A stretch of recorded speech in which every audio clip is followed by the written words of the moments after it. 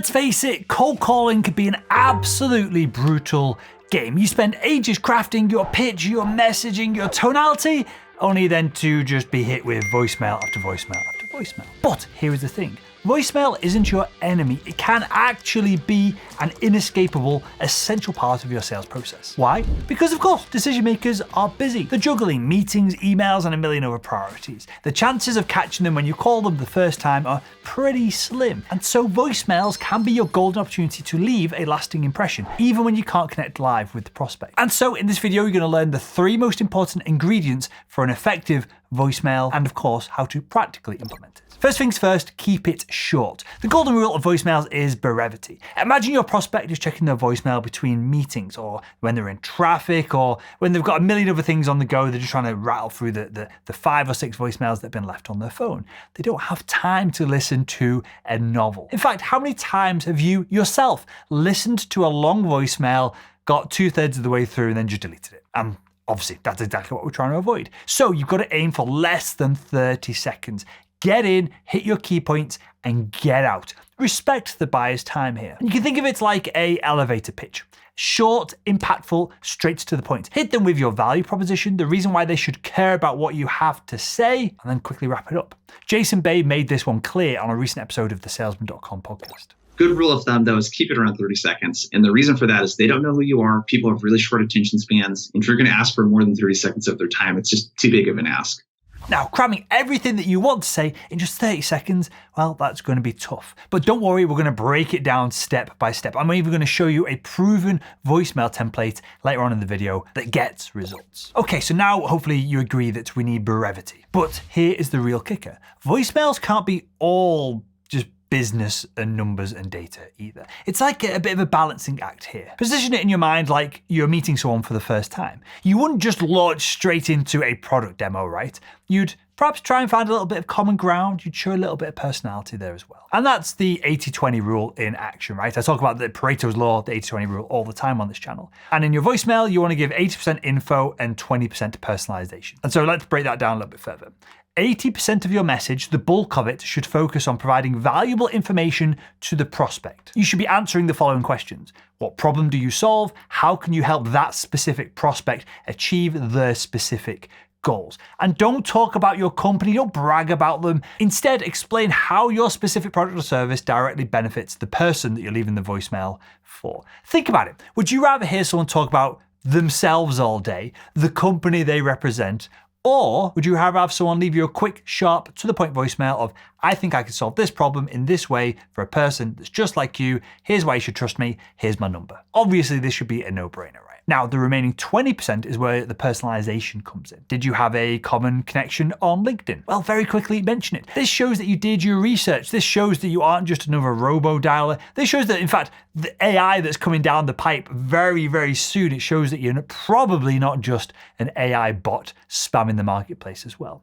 Social proof, if you've got it, is your weapon here. Briefly mention another company that you've helped that's similar to your prospect's company, or someone perhaps a different industry who had a similar problem than what your prospect has. This builds trust. It shows, again, you've made the 10-20% worth of effort to personalize the voicemail, and it shows that you're not just blowing smoke here. Next up, we're talking about clarity, making sure that your message is crystal clear and easy to understand. Because if the buyer can't understand what you're saying, then there's no point in saying it. All right, so you've got a concise message, and I'm going to give you an example of this in a second, but you've got a concise message with the right balance between information and personalization. Now, let's make sure your prospect actually remembers how to reach you. And here is the deal.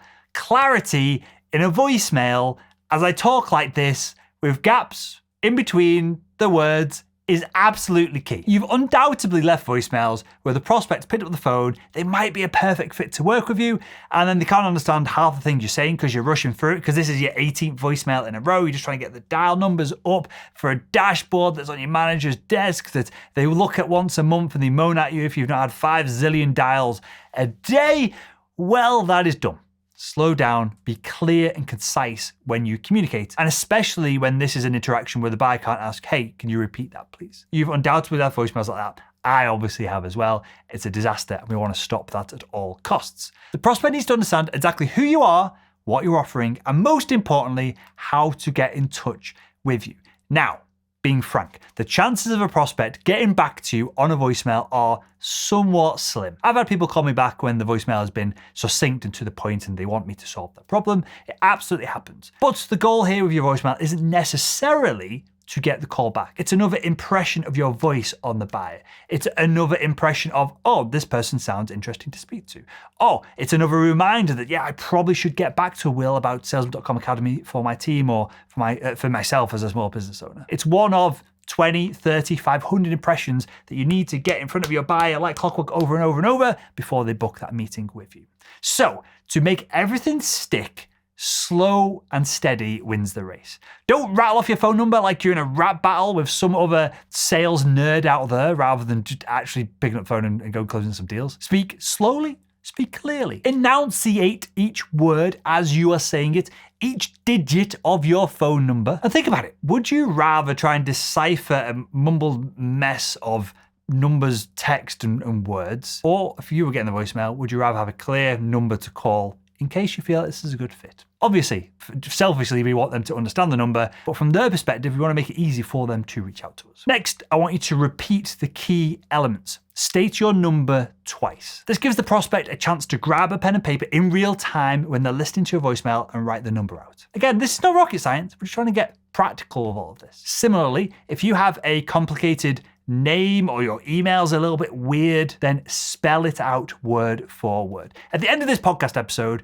you're probably going to be hit with an advert for Salesman.com Academy. The URL to book in a call to chat with me is salesman.com/call. Now, I spell out salesman.com/CALL. So there's no ambiguity. It's straightforward. If you want to book a call with me, you can absolutely hear that. And I repeat it a couple of times in the advert itself, because essentially it's a voicemail. I'm leaving you a voicemail with an advertisement to our training product at the end of the podcast episode. And for a lot of salespeople, small business owners, B2B VPs of sales, that side of things, those individuals, if they had to rewind the podcast to get the details, they probably just wouldn't bother. That's how tiny the friction can be between a conversation and no conversation. So if your name is tricky, if your email address is tricky, if you're calling from a different country and the phone number that you leave is a little bit unfamiliar, go slowly and repeat it and spell it out letter for letter, number for number. And here's a quick tip. If you haven't done this, absolutely record a voicemail for yourself and then listen back to it. Can you understand everything perfectly? If not, re-record it until it's crystal clear. Heck, most salespeople have never heard their own voice on the other end of a call. And I'll give you a quick example here. I'm kind of going off script as I say this.